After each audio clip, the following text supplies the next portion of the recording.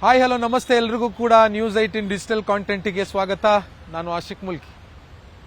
ಇತ್ತೀಚೆಗೆ ಎಸ್ಐಆರ್ ನಡೀತಾ ಇದೆ. ಎಸ್ಐಆರ್ ಜೊತೆಗೆ ರಾಜ್ಯ ಸರ್ಕಾರದ 5 ಮಹತ್ವಾಕಾಂಕ್ಷಿ ಗ್ಯಾರಂಟಿಗಳಲ್ಲಿ ಒಂದಾಗಿರುವಂತಹ ಗೃಹ ಜ್ಯೋತಿ ಯೋಜನೆಯ ಪರಿಷ್ಕರಣೆಯನ್ನು ಕೂಡ ಈಗಾಗಲೇ ರಾಜ್ಯ ಸರ್ಕಾರ ಇಂಧನ ಇಲಾಖೆ ಮೂಲಕವಾಗಿ ಶುರು ಮಾಡಿರುವಂತದ್ದು. ಜುಲೈ 1ನೇ ತಾರೀಕಿಂದ ಪ್ರತಿ ಮನೆಗಳಿಗೂ ಕೂಡ ಭೇಟಿ ಕೊಟ್ಟು ಅಲ್ಲಿನ ಮೀಟರ್ ರೀಡಿಂಗ್ ಅನ್ನ ಮತ್ತು ಆ ಮನೆಯಲ್ಲಿ ವಾಸ ಇರುವಂತವರ ದಾಖಲಾತಿಗಳನ್ನ ಮತ್ತೊಮ್ಮೆ ಪರಿಶೀಲಿಸಿ ಈ ಒಂದು ಯೋಜನೆಗೆ ಈ ಜನರು ಅಥವಾ ಈ ಅಲ್ಲಿ ವಾಸ ಇರುವಂತಹ ಜನರು ಅರ್ಹರಾಗಿದ್ದಾರಾ ಅನ್ನುವಂಥದ್ದನ್ನ ರಾಜ್ಯ ಸರ್ಕಾರ ಪರಿಶೀಲನೆಯನ್ನ ಮಾಡ್ತಾ ಇರುವಂತದ್ದು. ಯಾಕೆ ಅಂತಂದ್ರೆ ಬಹುತೇಕ ಕಡೆಗಳಲ್ಲಿ ಗೃಹ ಜ್ಯೋತಿ ಮತ್ತೆ ಗೃಹಲಕ್ಷ್ಮಿ ಮುಂತಾದ ಯೋಜನೆಗಳು ಮಿಸ್ಯೂಸ್ ಆಗ್ತಾ ಇದೆ ಅನ್ನುವಂತ ಒಂದು ಅನುಮಾನ ರಾಜ್ಯ ಸರ್ಕಾರಕ್ಕಿದೆ. ಹೀಗಾಗಿ ಅದನ್ನ ಸಾರ್ಟ್ ಔಟ್ ಮಾಡೋದಕ್ಕೆ ಅರ್ಹರಿಗೆ ಮಾತ್ರ ಈ ಯೋಜನೆ ಸಿಗಬೇಕು ಅನ್ನುವಂತ ನಿಟ್ಟಿನಲ್ಲಿ ಈ ಒಂದು ಯೋಜನೆಯ ಗೃಹ ಜ್ಯೋತಿ ಯೋಜನೆಯನ್ನ ಪರಿಶೀಲನೆ ಮಾಡೋದಕ್ಕೆ ಸರ್ಕಾರ ಮುಂದಾಗಿರುವಂತದ್ದು. ಸೊ ಈ ಕಾರಣದಿಂದಾಗಿ ಜುಲೈ ತಿಂಗಳಿನಲ್ಲಿ ಎಲ್ರಿಗೂ ಕೂಡ ಮನೆಗೆ ಈ ಒಂದು ಗೃಹ ಜ್ಯೋತಿಯ ಪರಿಶೀಲನೆ ನಡೀತಾ ಇರುವಂತಹ ಕಾರಣಕ್ಕಾಗಿ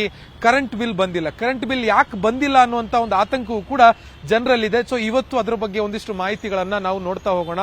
ಮುಖ್ಯವಾಗಿ ನಾನು ಈಗಾಗಲೇ ಎಕ್ಸ್ಪ್ಲೈನ್ ಮಾಡಿದ ಹಾಗೆ ಗೃಹ ಜ್ಯೋತಿಯ ಪರಿಶೀಲನೆ ನಡೀತಾ ಇರುವಂತ ಕಾರಣಕ್ಕಾಗಿ ಜುಲೈ ತಿಂಗಳಿನಲ್ಲಿ ಯಾರಿಗೂ ಕೂಡ ಕರೆಂಟ್ ಬಿಲ್ ಬರೋದಿಲ್ಲ. ಅದರ ಬದಲಾಗಿ ಮುಂದಿನ ತಿಂಗಳು ಈ ಬಾರಿಯ ಒಟ್ಟು ಕರೆಂಟ್ ಬಿಲ್ ಅನ್ನ 3 ತಿಂಗಳ ಆವರೇಜ್ ಅನ್ನ ತೆಗೆದುಕೊಂಡು ಒಟ್ಟಾಗಿ ಅಂದ್ರೆ ಆಗಸ್ಟ್ ನಲ್ಲಿ ಆಗಸ್ಟ್ ತಿಂಗಳಲ್ಲಿ ಒಟ್ಟಾಗಿ ಈ ಒಂದು ಜುಲೈ ತಿಂಗಳ ಕರೆಂಟ್ ಬಿಲ್ ಅನ್ನ ಕೊಡೋದಕ್ಕೆ ರಾಜ್ಯ ಸರ್ಕಾರ ತೀರ್ಮಾನವನ್ನ ಮಾಡಿರುವಂತದ್ದು. ಸೊ ಈಗ ಜುಲೈ ತಿಂಗಳಿನಲ್ಲಿ ಪ್ರತಿ ಮನೆಗಳಿಗೂ ಕೂಡ ಹೆಚ್ಚು ಕಮ್ಮಿ 1,12,00,000ಕ್ಕೂ ಅಧಿಕ ಮನೆಗಳಿಗೆ ಭೇಟಿಯನ್ನು ಕೊಟ್ಟು ರಾಜ್ಯದಲ್ಲಿ ಪ್ರತಿಯೊಂದು ಮನೆಯ ಮೀಟರ್ ರೀಡಿಂಗ್ ಅನ್ನ ತಗೊಂಡು ಅಲ್ಲಿರುವಂತಹ ವಾಸ ಇರುವಂತಹ ಜನರ ಆಧಾರ್ ಕಾರ್ಡ್ ಇರಬಹುದು, ವೋಟರ್ ಐಡಿ ಇರಬಹುದು ಅಥವಾ ಇದಕ್ಕೆ ಪ್ಯಾನ್ ಕಾರ್ಡ್ ಸಂಬಂಧಪಟ್ಟ ದಾಖಲಾತಿಗಳನ್ನ ಫೋನ್ ನಲ್ಲಿ ಅವರು ಸರ್ಕಾರದ ಅಧಿಕೃತ ಆಪ್ ನಲ್ಲಿ ಎಸ್ಕಾಂನ ಅಂದ್ರೆ ಬೆಂಗಳೂರಿನಲ್ಲಾದ್ರೆ ಬೆಸ್ಕಾಂ ಸಿಬ್ಬಂದಿಗಳು ಬರ್ತಾರೆ, ಅಥವಾ ಮೈಸೂರಿನಲ್ಲಾದ್ರೆ ಮೆಸ್ಕಾಂ ಸಿಬ್ಬಂದಿಗಳು ಬರ್ತಾರೆ, ಮಂಗಳೂರಿನಲ್ಲಾದ್ರೆ ಮೆಸ್ಕಾಂ ಸಿಬ್ಬಂದಿಗಳು ಬರ್ತಾರೆ.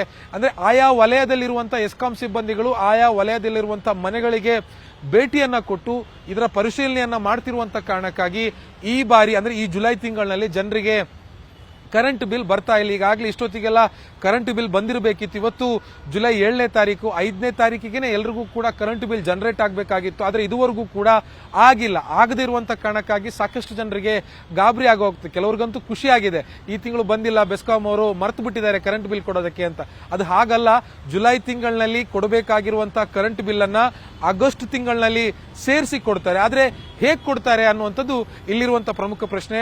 ಈಗಾಗಲೇ ಕಳೆದ 3 ತಿಂಗಳು ಅಂದ್ರೆ ಫೆಬ್ರವರಿ, ಮಾರ್ಚ್, ಏಪ್ರಿಲ್ ಮತ್ತು ಜೂನ್, ಈ ಮಾರ್ಚ್, ಏಪ್ರಿಲ್, ಜೂನ್ ಈ 3 ತಿಂಗಳ ಆವರೇಜ್ ಏನಿದೆ, ಈ ಆವರೇಜ್ ಅನ್ನ ಬಳಸಿ ಜುಲೈ ತಿಂಗಳಿಗೆ ನಿಮ್ಗೊಂದು ಅಂದಾಜಿನ ಮೇಲೆ ಇಂಧನ ಇಲಾಖೆ ನಿಮಗೆ ಕರೆಂಟ್ ಬಿಲ್ ಅನ್ನ ಜನರೇಟ್ ಮಾಡುತ್ತೆ. ಫಾರ್ ಎಕ್ಸಾಂಪಲ್, ನೀವು ಮಾರ್ಚ್ ನಲ್ಲಿ 1,000 ರೂಪಾಯಿ ನಿಮಗೆ ಕರೆಂಟ್ ಬಿಲ್ ಬಂದಿತ್ತು ಅಂತ ಅನ್ಕೊಳ್ಳೋಣ. ಏಪ್ರಿಲ್ ನಲ್ಲಿ 500 ರೂಪಾಯಿ ಬಂದಿತ್ತು.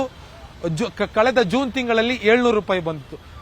1,500 ಮತ್ತು 700 ರೂಪಾಯಿ ಹೆಚ್ಚು ಕಮ್ಮಿ 2,200 ರೂಪಾಯಿ ನೀವು ಕಳೆದ 3 ತಿಂಗಳಿನಲ್ಲಿ ಕರೆಂಟ್ ಬಿಲ್ ರೂಪದಲ್ಲಿ ಇಂಧನ ಇಲಾಖೆಗೆ ಪಾವತಿ ಮಾಡಿದ್ದೀರಿ ಅಂತಂದ್ರೆ ಇದರ ಆವರೇಜ್ ಲೆಕ್ಕವನ್ನ ಸರ್ಕಾರ ಈ ಜುಲೈ ತಿಂಗಳಿಗೆ ತೆಗೆದುಕೊಳ್ಳುತ್ತೆ. ನೀವು ಮಾರ್ಚ್ ನಲ್ಲಿ 1,000 ರೂಪಾಯಿ, ಏಪ್ರಿಲ್ ನಲ್ಲಿ 700 ರೂಪಾಯಿ ಮತ್ತೆ ಜೂನ್ ನಲ್ಲಿ 500 ರೂಪಾಯಿ ಅಂತಂದ್ರೆ ನಿಮ್ಮ ಆವರೇಜ್ ಹೆಚ್ಚು ಕಮ್ಮಿ ಒಂದು ಅಂದಾಜಿನ ಪ್ರಕಾರ ನಾನು ಹೇಳ್ತಾ ಇದ್ದೇನೆ, ಒಂದು 650 ರೂಪಾಯಿ ನಿಮಗೆ ಅಥವಾ 700 ರೂಪಾಯಿ ಅಂದಾಜು ನಿಮಗೆ ಒಂದು ಆವರೇಜ್ ಹಣ ಬರುತ್ತೆ.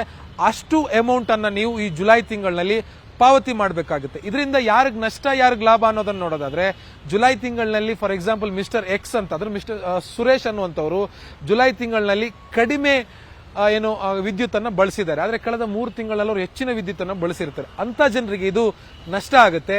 ಆದ್ರೆ ಕಳೆದ 3 ತಿಂಗಳಿನಲ್ಲಿ ಕಡಿಮೆ ವಿದ್ಯುತ್ ಅನ್ನ ಬಳಸಿ ಜುಲೈ ತಿಂಗಳಿನಲ್ಲಿ ಏನೋ ಮದುವೆ ಇತ್ತು ಅಥವಾ ಬೇರೆ ಏನೋ ಸಮಾರಂಭ ಇತ್ತು ಅನ್ನೋ ಕಾರಣಕ್ಕಾಗಿ ಅಥವಾ ಈ ಜುಲೈ ತಿಂಗಳಿನಿಂದಲೇ ಹೊಸದಾಗಿ ಮನೆಗೆ ಎಲೆಕ್ಟ್ರಾನಿಕ್ ಇಕ್ವಿಪ್ಮೆಂಟ್ಸ್ ಗಳನ್ನ ತಂದು ಇನ್ಸ್ಟಾಲ್ ಮಾಡಿದ್ರೆ, ಮೈಕ್ರೋವೇವ್ ಇರಬಹುದು ಅಥವಾ ಟಿವಿ ಇರಬಹುದು ಅಥವಾ ಫ್ರಿಡ್ಜ್ ಇರಬಹುದು, ಮುಖ್ಯವಾಗಿ AC, ಕೂಲರ್ಗಳು ಇಂಥವನ್ನ ಜುಲೈ ತಿಂಗಳಲ್ಲೇ ತಂದು ಅಳವಡಿಸಿದ್ರೆ ಅಂತವರಿಗೆ ಲಾಭ ಆಗುತ್ತೆ. ಯಾಕೆ ಅಂತಂದ್ರೆ ಅವರು ಜಾಸ್ತಿ ಬಳಸಿದ್ರು ಕೂಡ ಅವರು ಈ ಹಿಂದೆ 3 ತಿಂಗಳಲ್ಲಿ ಬಳಸಿರುವಂತಹ ಆ ಒಂದು ಆವರೇಜ್ ಅಮೌಂಟ್ ಏನಿದೆ, ಲೆಕ್ಕ ಏನಿದೆ, ಅದರ ಆಧಾರಿತವಾಗಿ ಜುಲೈ ತಿಂಗಳಿನಲ್ಲಿ ಎಸ್ಕಾಂ ಸಂಸ್ಥೆಗಳು ಜನರಿಗೆ ಬಿಲ್ ಕೊಡೋದಕ್ಕೆ ನಿರ್ಧಾರ ಮಾಡಿರುವಂತದ್ದು. ಇದರಲ್ಲಿ ಕೆಲವ್ರಿಗೆ ನಷ್ಟನೂ ಆಗ್ಬೋದು, ಕೆಲವ್ರಿಗೆ ಲಾಭನೂ ಆಗ್ಬೋದು. ಆದ್ರೆ ಈ ಒಂದು ಗೃಹ ಜ್ಯೋತಿಯ ದಾಖಲಾತಿಗಳ ಪರಿಶೀಲನೆ ಏನು ಚಾಲ್ತಿಯಲ್ಲಿರುವಂತಹ ಕಾರಣಕ್ಕಾಗಿ ಈ ಒಂದು ನಿರ್ಧಾರವನ್ನ ಸರ್ಕಾರ ಕೈಗೊಂಡಿರುವಂತದ್ದು ಈ ತಿಂಗಳು. ಹಾಗಾಗಿ ಯಾರಿಗೂ ಕೂಡ ಕರೆಂಟ್ ಬಿಲ್ ಬರೋದಿಲ್ಲ. ಆಗಸ್ಟ್ ತಿಂಗಳಿನಲ್ಲಿ ಬರುವಂತ ಕರೆಂಟ್ ಬಿಲ್ ನಲ್ಲಿ ಜುಲೈ ತಿಂಗಳ ಕರೆಂಟ್ ಬಿಲ್ ಅನ್ನು ಕೂಡ ಆಡ್ ಆನ್ ಮಾಡೋದಕ್ಕೆ ಇಂಧನ ಇಲಾಖೆ ನಿರ್ಧರಿಸಿರುವಂತದ್ದು. ಈಗಾಗಲೇ ಸಾಕಷ್ಟು ಮಂದಿ News18 ಡಿಜಿಟಲ್ ಪ್ಲಾಟ್ಫಾರ್ಮ್ಗಳಲ್ಲಿ, ಫೇಸ್ಬುಕ್ಗಳಲ್ಲಿ, ಇನ್ಸ್ಟಾಗ್ರಾಮ್ ಮತ್ತು ಯೂಟ್ಯೂಬ್ ನಲ್ಲಿ ಈ ತರದ ಪ್ರಶ್ನೆಗಳನ್ನ ನಿರಂತರವಾಗಿ ಕೇಳ್ತಾ ಇದ್ದೀರಿ. ಅಂತವರು ಗಮನಿಸಲೇಬೇಕಾಗಿರುವಂತಹ ಮಾಹಿತಿ ಇದು. ಈ ಮಾಹಿತಿ ನೀವು ನಿಮ್ಮ ಫ್ರೆಂಡ್ಸಿಗೆ ಅಥವಾ ನಿಮ್ಮ ಫ್ಯಾಮಿಲಿಗೆ ಎಲ್ರಿಗೂ ಕೂಡ ಶೇರ್ ಮಾಡಿ. ಈ ತಿಂಗಳು ಜುಲೈ ತಿಂಗಳಲ್ಲಿ ಕರೆಂಟ್ ಬಿಲ್ ಬರಲ್ಲ, ಆದ್ರೆ ಯಾಕೆ ಬರಲ್ಲ ಅನ್ನುವಂಥದ್ದು ಸಾಕಷ್ಟು ಜನರಿಗೆ ಗೊತ್ತಿಲ್ಲ. ಸೊ ಹೀಗಾಗಿ ಈ ಮಾಹಿತಿಯನ್ನು ನೀವು ನಿಮ್ಮ ಫ್ರೆಂಡ್ಸ್ ನೆಟ್ವರ್ಕ್ ಅಲ್ಲೂ ಕೂಡ ಶೇರ್ ಮಾಡಿ. ನಿರ್ಭೀತ, ನಿಷ್ಪಕ್ಷಪಾತ, ವಿಶ್ವಾಸಾರ್ಹ ಸುದ್ದಿಗಳಿಗೆ ಮತ್ತೊಂದು ಹೆಸರಾಗಿರುವಂತ News18 ಕನ್ನಡ ಈಗ ಆಪ್ನಲ್ಲೂ ಲಭ್ಯವಿದೆ. ದಯವಿಟ್ಟು ಇಲ್ಲಿರುವ QR ಕೋಡ್ ಅನ್ನ ಸ್ಕ್ಯಾನ್ ಮಾಡಿಕೊಂಡು ಆಪ್ ಅನ್ನ ಡೌನ್ಲೋಡ್ ಮಾಡೋದಕ್ಕೆ ಮರಿಬೇಡಿ. ನಿಮ್ಮ ಬೆಂಬಲ ಹೀಗೆ ಸದಾ ನಮ್ಮೊಂದಿಗಿರಲಿ. ಧನ್ಯವಾದ.